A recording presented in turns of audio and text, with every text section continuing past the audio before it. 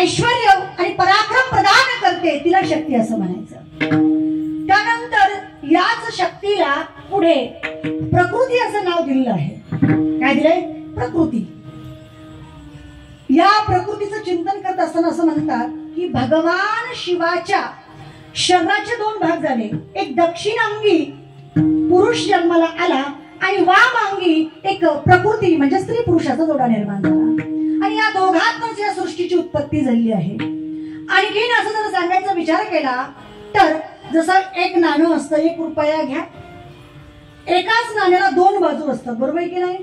एकाच नाण्याला 2 बाजू असतात, पण नाणं एक असतं की नसतं? जर एक बाजूला काढण्याचा प्रयत्न केला तर होणार आहे की नाही होऊ शकत। एकच नाणं त्याला जशा 2 बाजू असतात तसं एकच शक्ती आहे, तीच एकीकडनं शिव आहे आणि एकीकडनं शिव आहे। विठाला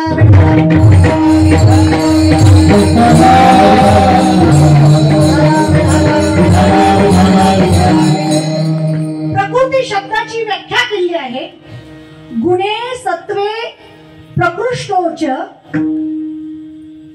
प्रशब्दो वचनश्रुतः मध्यमे रजसी कृष्ण ती शब्दो तमसो स्मृतः।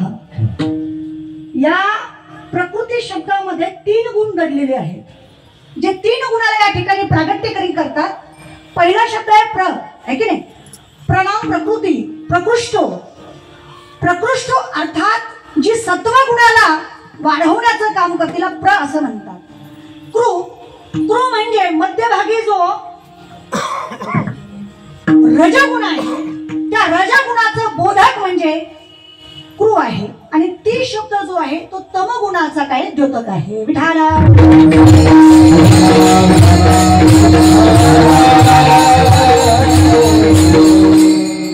प्रकृती म्हणजे नेमकं काय? तर प्रकृती तिलाच म्हणायचं की जिचं स्वरूप लक्षण हे 3 गुण आहे।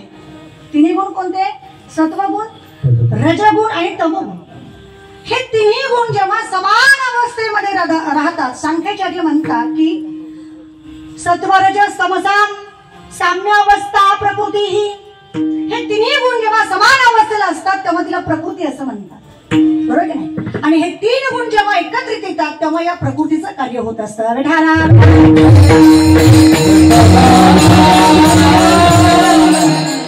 3 रंगाचे 3 दोरे आणले किंवा धागा आणला, मोठा नाडा, 3 रंगाचे 3 नाडे आणले, त्यांना एकत्र गुंफवलं। जसं आपली स्त्रियांची माता भगिनींची वेणी असते, दिसायला किती असतात त्याचे? हे 2च असतात, त्याच्यामध्ये किती भाग असतात? 3 असतात।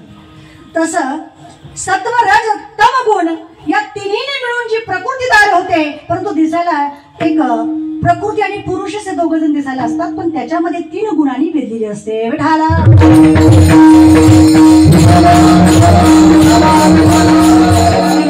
अशी आद्यशक्ती जगदंबा आहे, तिलाच प्रकृती नावाचं आहे। पुढे तिला भगवती सुद्धा म्हणतात। भग नाम ऐश्वर्य किंवा ज्ञानोबरायांच्या भाषेमध्ये सांगायचं ऐका, यशस्वी उदार्य ज्ञान वैराग्य ऐश्वर्य ही 6 गुणवर्य वसती जेथ। 6 गुण ज्या ठिकाणी निवास करतात तिला भगवती असं म्हणतात। ती स्वतंत्र आहे, ती कुणाच्या परतंत्र्यामध्ये नाहीये आणि म्हणून तिने या जगताचं कार्य व्यवस्थित चालण्यासाठी तिने प्रत्येक देवाबरोबर एक आपली शक्ती पाठवली आहे। जसं बघा रामचंद्र प्रभू बरोबर त्यांची शक्ती कोण आहे? माँ जानकी सीता माता आहे।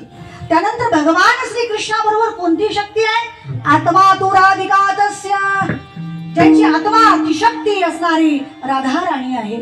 तसेच भगवान विष्णू बरोबर एक शक्ती आहे, तिचं नाव काय आहे? महालक्ष्मी आहे। भगवान शंकराबरोबर एक शक्ती आहे, तिचं नाव काय आहे?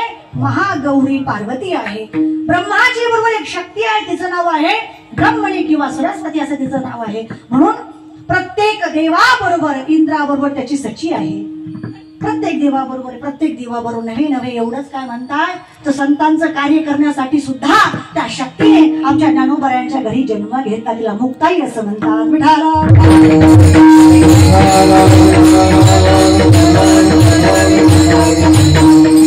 आदिशक्ती मुक्ताबाई, आदिशक्ती मुक्ताबाई